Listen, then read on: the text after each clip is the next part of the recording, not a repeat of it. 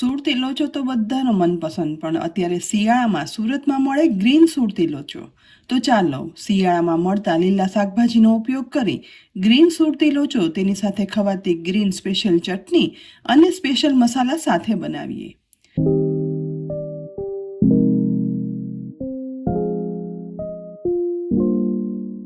Green સુરતી લોચો બનાવવા માટે શરૂઆત 1 કપ ચણાની દાળ અને સાથે 1/8 કપ અડદની દાળ એક મોટા બાઉલમાં લઈ લઈશું.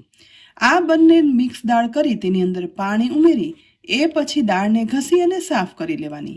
પાણીથી સાફ કરી લીધા પછી આ દાળ ડૂબે ને એટલું થોડું વધારે પાણી ઉમેરી દેવાનું અને ઢાંકણ ઢાંકી 3 થી 4 કલાક પલળવા દઈશું. આશરે 4 કલાક પછી અહીંયા દાળ છે ને તે સરસ પલળી દાણા મોટા થઈ ગયા છે. તો આ સમયે દાળને આપણે ઝારા વડે નીતારી અને મિક્સરના ગ્રાઇન્ડિંગ જારમાં ઉમેરી દેવાની છે. બધી દાળ ગ્રાઇન્ડિંગ જારમાં ઉમેરાઈ જઈને એ પછી તેમાં 1/4 કપ ચોખાના પૌવા ઉમેરશું અને અડધો કપ ખાટું દહીં ઉમેરી દેવાનું. સાથે બધું પીસાઈને એટલું 1 કપ જેટલું પાણી ઉમેરી દઈશું અને મિક્સરનું ઢાંકણ ઢાંકી બધું પીસી લેવાનું છે. અહીંયા પીસ્યા પછી બેટર જુઓ એકદમ સરસ પીસાઈ ગયું અને અંદર સહેજ કણી પણ રહી તેવું કરકરું પીસ્યું છે, જેથી લોચો છે ને તે એકદમ સરસ ફરસો બને છે. બધું મિશ્રણ મોટા બાઉલમાં કાઢી લેવાનું. બધું એક વખત હવે સરસ ચલાવી અને મિક્સ કરી લઈશું. અહીં ચોખાના પૌવા ઉમેરવાથી આ લોચો છે ને તે એકદમ સોફ્ટ બને છે. એ પછી ફરીથી ઢાંકણ ઢાંકી 8 કલાક માટે આથો આપવા રહેવા દઈશું. અંદાજે 8 કલાક પછી અહીં જુઓ ઠંડી હોવા છતાં પણ એકદમ સરસ આથો આવી ગયો છે. મિશ્રણ થોડું ઘટ રહ્યું છે, પરંતુ મિશ્રણ આપણને જોશે ને તેવી પતલી કન્સિસ્ટન્સી પછી કરી દઈશું. આજે આપણે ગ્રીન લોચો બનાવીએ છીએ, જેના માટે મેથી અને પાલક અને એ સિવાય બીજો શેનો ઉપયોગ કરીશ એ પણ કહીશ. 50 ગ્રામ જેટલી મેથી લીધી છે, તેના પાન વીણી નાખ્યા અને પહેલાં મેથીની ભાજી લઈ એકદમ ઝીણી ચપ્પુ વડે સમારી લેવાની છે. અત્યારે મળતા લીલા શાકભાજીનો આપણે મેક્સિમમ ઉપયોગ કરી લેતા હોઈએ છીએ, તો આ રીતે પાલક અને મેથીનો ઉપયોગ કરવો એક બેસ્ટ ઓપ્શન છે. લોચાના બહાને બાળકોથી લઈ મોટા બધા પાલક અને મેથી બધું ખાઈ લેશે અને ઓરિજિનલ વાનગીનો સ્વાદ પણ જળવાઈ રહે. અહીં મેથી ઝીણી સમાર્યા પછી પાલક છે ને તેના 4 થી 5 પાન લઈ તેને પણ એકદમ ઝીણા ટુકડામાં સમારી લઈશું, જેથી તેનો સ્વાદ પણ સરસ આવે. અહીં આ બંને ભાજીને એકદમ પેસ્ટ કરી અને પછી બેટરમાં ઉમેરવી હોય તો ઉમેરી શકાય છે, પરંતુ તેના કરતાં ટેસ્ટ છે ને તે વધારે સરસ આ રીતે ટુકડા કરી અને ઉમેરશો ને તો લોચામાં સરસ આવશે. અહીં પાલકના પણ એકદમ ઝીણા ટુકડા થઈ ગયા છે. તો આ સમયે અત્યારે ખૂબ જ મળતું લીલું લસણની 4 થી 5 કળી લઈ અને રફલી ચોપ એટલે કે મોટા ટુકડામાં કટ કરી લઈશું. તેના સફેદ ભાગનો પણ ઉપયોગ કરશું અને લીલા ભાગનો પણ ઉપયોગ કરવાનો છે. અને આ ગ્રીન લોચાની અંદર લીલું લસણ જેટલું વધારે ઉમેરીને એટલો સ્વાદ છે ને તે બહુ જ મસ્ત આવે છે. સાથે સાથે 2 થી 3 તીખા લીલા મરચાં લઈ તેને પણ મોટા ટુકડામાં કટ કરી લેવાના છે. ડીટીયાનો ભાગ અલગ કરી લેવાનો. તેની સાથે જ અત્યારે ખૂબ મળતા લીલા ચણા પણ મેં લીધા છે અને લીલી તુવેર પણ લીધી છે. સાથે વટાણા ઉમેરવા હોય ને તો તે પણ ઉમેરી શકાય. હવે ચોપરના જારમાં લીલી તુવેર ઉમેરી દઈશ, તેની સાથે લીલા ચણા ઉમેરી દઈશ. આ દરેક વસ્તુનું કોઈ માપ નથી, સ્વાદમાં પસંદ હોય ને તે પ્રમાણે ઉમેરવાનું. સાથે જ મોટા ટુકડામાં કરેલું લીલું લસણ અને લીલા મરચાંના ટુકડા પણ ઉમેરી દેવાના. ચોપરનું ઢાંકણ ઢાંકી સ્વિચ પ્રેસ કરતા જઈને ચોપ કરવાનું છે. મારું આ ચોપર પિજિન કંપનીનું છે અને 300 વોટનું છે, જેમાં વેજીટેબલ ચોપિંગ, મસાલા ગ્રાઇન્ડિંગ અને પલ્પ બધા માટે તે ખૂબ જ હેલ્પફુલ છે.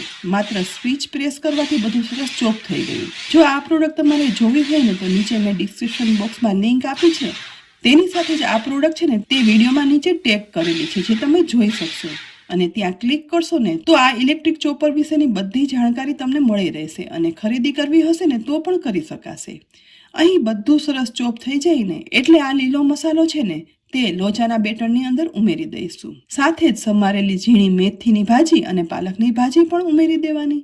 હવે મસાલામાં ઉપરથી 3/4 ટીસ્પૂન મીઠું, 1/4 ટીસ્પૂન હળદર પાવડર, 1/4 ટીસ્પૂન બેકિંગ સોડા ઉમેરી દઈશ અને સાથે જ ઉપરથી અડધા લીંબુનો રસ નીચોવી દેવાનો, જેથી ઉમેરેલો બેકિંગ સોડા છે ને તે એકદમ સરસ એક્ટિવેટ થઈ જાય.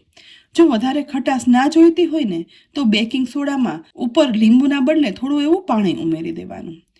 બધું મિક્સ કર્યા પછી લોચાના પ્રમાણમાં બેટરની કન્સિસ્ટન્સી થોડી ઘાટી લાગે છે, એટલે ઉપરથી અડધો કપ જેટલું પાણી ઉમેરી ફરીથી એકદમ સરસ બધું મિક્સ કરી દેવાનું. ઢોકળાના બેટર કરતાં થોડું વધારે આ લોચાનું બેટર છે ને તે પતલું હોય છે અને દરેક લીલા શાકભાજી અને મસાલા ઉમેરેલા છે ને જે આપણે ચોપ કરી અને ઉમેર્યા, જેથી લોચો બનતી વખતે ફટાફટ સ્ટીમ પણ થઈ જશે અને લોચામાં આ બધા લીલા શાકભાજી અને મસાલાનો એકદમ મીઠો ટેસ્ટ આવે છે. બધું સરસ મિક્સ થઈ ગયા પછી હવે લોચો સ્ટીમ કરવા માટે સ્ટીમરની ડીશ લઈ તેમાં સૌથી પહેલા તેલ તળિયે લગાવી લઈશું. એ પછી લોચાનું બેટર છે ને તે ચમચા વડે એકદમ પતલું પડ થાય ને તેવું લગાવી દેવાનું. અહીં 3 મોટા ચમચા જેટલું બેટર છે ને તે મેં આ ડીશમાં ફેલાવી દીધું છે. બધું સરસ સ્પ્રેડ કર્યા પછી થિકનેસ છે ને તે મીડિયમ રહેશે. હવે આ બેટરની ઉપર જો લાલ મરચું પાવડર સ્પ્રિંકલ કરવું હોય ને તો કરી શકાય. મેં નથી કર્યું. સ્ટીમરમાં પાણી ગરમ થઈ ગયું છે તો ગરમ સ્ટીમરની અંદર આ લોચાની પ્લેટ ગોઠવી દેવાની અને ઢાંકણ ઢાંકી 10 મિનિટ માટે સ્ટીમ થવા દેવાનું. એ દરમિયાન લોચા સાથે ખવાતી સ્પેશિયલ ચટણી બનાવવા માટે 4 થી 5 લીલા મરચાં મિક્સરના જારમાં ઉમેરી દઈશું. સાથે અડધો ઇંચ ચોપ કરેલું આદું અને અત્યારે ખૂબ જ સરસ મળતું લીલું લસણની 2 થી 3 કળી ઉમેરશું. તેની સાથે 100 ગ્રામ જેટલી લીલી કોથમીર દાંડી સહિત જ ઉમેરી દેવાની. સાથે બાઇન્ડિંગ માટે આ ચટણીમાં પૌવા ઉમેરાય છે તો 1/8 કપ જેટલા ચોખાના પૌવા ઉમેરેલા છે. મસાલામાં અડધી ટીસ્પૂન મીઠું, 1 ટીસ્પૂન ખાંડ ઉમેરી ઉપરથી અડધા લીંબુનો રસ નીચોવી દેવાનો અને હવે ઉપરથી 1/8 કપ જેટલું પાણી ઉમેરી ઝાડનું ઢાંકણ ઢાંકી બધું પીસી લેવાનું છે.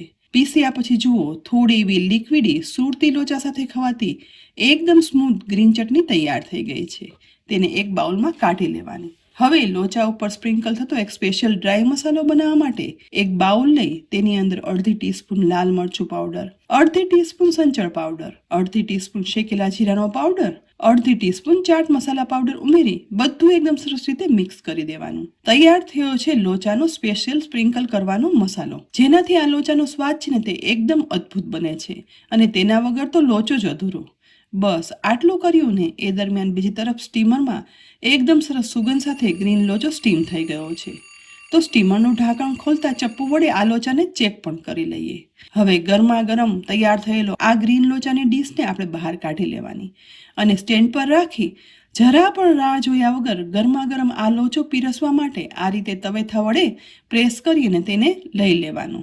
અહીં નથી ટુકડા કરવાના કે નથી બીજું કાંઈ, બસ આ જ રીતે લોચો છે ને તે ગરમા ગરમ પીરસવામાં આવે છે, જેને કહેવાય લોચો, અને સાથે બનાવેલી એકદમ સરસ ગ્રીન ચટણી સાથે પીરસી દેવાનું. ગરમા ગરમ લીલા મસાલા અને લીલા શાકભાજીથી બનેલો આ ગ્રીન લોચો પીરસ્યા પછી ઉપરથી થોડી એવી અત્યારે ખૂબ જ મળતી લીલી ડુંગળીના ટુકડા સ્પ્રિંકલ કરશું. તેની સાથે જ બનાવેલો ડ્રાય મસાલો જે સ્પેશિયલ લોચા માટેનો હોય છે ને તે પણ વધારે પ્રમાણમાં સ્પ્રિંકલ કરી દેવાનો. સૌથી છેલ્લે સ્પ્રિંકલ કરશું ઝીણી બેસનની સેવ. બસ આ જ રીતે ગ્રીન શાકભાજી અને ગ્રીન મસાલાનો ઉપયોગ કરી અત્યારે શિયાળામાં સવારે કે સાંજે નાસ્તામાં કે પછી જમવામાં ખાવાની મજા આવે તેવો ગ્રીન લોચો એકવાર બનાવીને આપશું ને તો પછી વારંવાર બનાવવાનું પણ મન થશે અને ખાવાનું પણ મન થશે. તેટલો સ્વાદમાં ટેસ્ટી બને છે. તો ફ્રેન્ડ્સ, સુરતમાં અત્યારે મળતો ગ્રીન લોચાની રેસીપી મેં તમારી સાથે શેર કરી. ચોક્કસથી બનાવજો અને પછી કહેજો કે આ રેસીપી કેવી લાગી. રેસીપી જો ખરેખર ઉપયોગી લાગી હોય ને આ વિડીયોને લાઇક કરી અને શેર કરી દેજો. સાથે જ અમારી કિચન સિરીઝ યુટ્યુબ ચેનલને સબસ્ક્રાઇબ કરી અમારા ફેસબુક પેજને લાઇક કરી અને ફોલો કરી લેજો, જેથી આવનારી અનેક રેસીપીના અપડેટ્સ તમને તુરંત જ મળે. આવતીકાલે ફરી મળશું એક નવી રેસીપી સાથે. ત્યાં સુધી આવજો.